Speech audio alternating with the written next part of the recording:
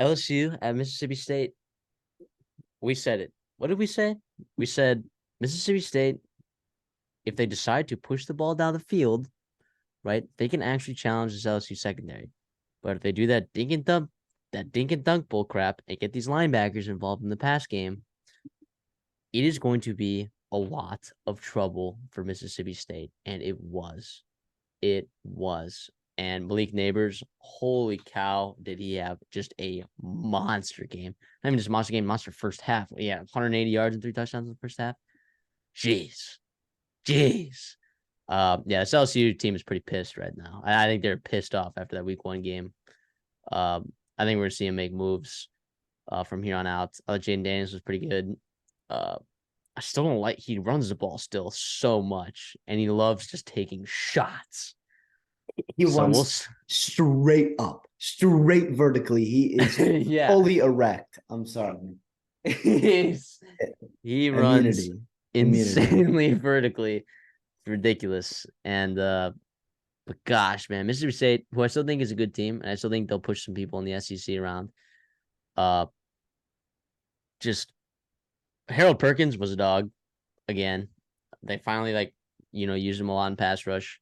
And he was involved in the passing game, because if you're inherently throwing 4-yard passes, passing behind line of scrimmage, dinking and dunking, you're just not more talented. You're just not more athletic, unless you're an offense like Kansas, where it's just designed perfectly and it fits your personnel exactly correctly. It's hard to do that against a team that's just much more talented than you, right? We talked about Boston College having explosive plays, Missouri getting explosive plays, right? If you're an underdog in these games, right, and you notice a weakness in another team's secondary, if you can hit those explosive plays, you actually have a chance. I saw a tweet about this. What was it? Josh Pate, I think, was saying something like 11 straight plays of 0 or negative yards.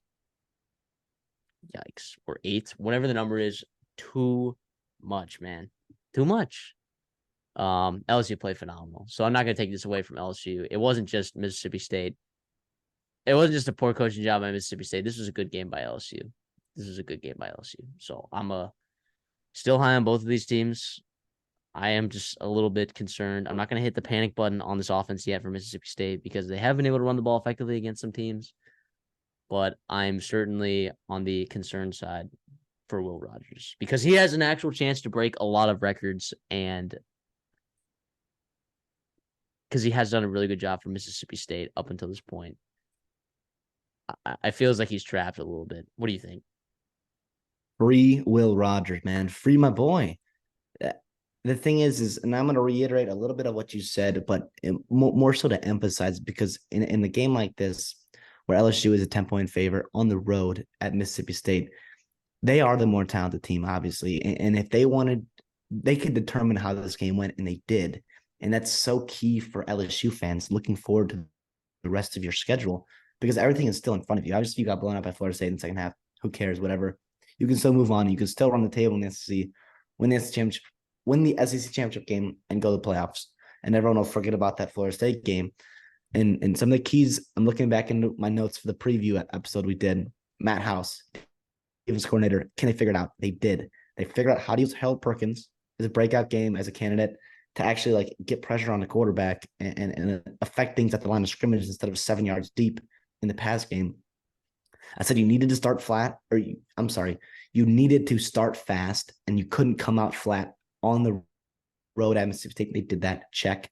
They couldn't let Will Rogers cook. They didn't, check. Partially due to his own coaching staff, but it's neither here nor there. LSU still executed the game plan that they wanted to. And then also, how does the offense do? It went flat at times against FSU in the second half. That could not happen against Mississippi State, and it didn't. All right, they put up 10 double-digit points in the first 3 quarters. It never got stagnant. Jaden Daniels was 30 of 34 with another 60 more yards on the ground. I mean, Malik Neighbors, like you said, went nuclear. He's on your fantasy team for our fantasy draft. We went position by position. Yeah, 13 receptions, 239 yards, 2 tutters. Wow, and that's crazy. It was like 180 yards for the first half. Yeah, they just went after him. It was nice to see him also get stuff through, like big plays, explosive plays. It wasn't just like a bunch of yards to catch. It was oh, it was Jaden Daniels down the seam, or it was him running a fade route, a slot fade. Like it was really nice to see Daniels push the ball down the field. And Marks from Mississippi State on the other side, I mean, he had one long run. Other than that, bottled up all day. And they just couldn't get anything going. It was very clunky. It was tough to see. And at times, Mississippi State's defense played well. They had some nice plays. They whatever, but when you're not getting help from your offense, I mean, the game got ugly, and it did, and it did. But LSU Yeah. should feel really good about this win. This was a nice win. I wanted you to cover. I picked you to cover because I wanted you to show some things that you hadn't shown previously. You did, and you should feel very excited about that. Yeah, I'll say I think people, if there was like a criticism of this, right? It's like, oh, LSU's run game relies too heavily on Jalen or Jaden Daniels.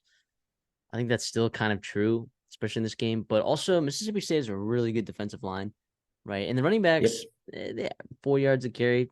That's not great. That's not what you want to see, right? But I feel like they have multiple guys that they can rely on. They just haven't yet. So I think as you keep moving forward, right? I think there's some. I need to see this team rely more on their running backs. Not rely more, but I need to see more out of the running backs, getting more usage, right? Because what happens, like, if Jaden Daniels goes down, right?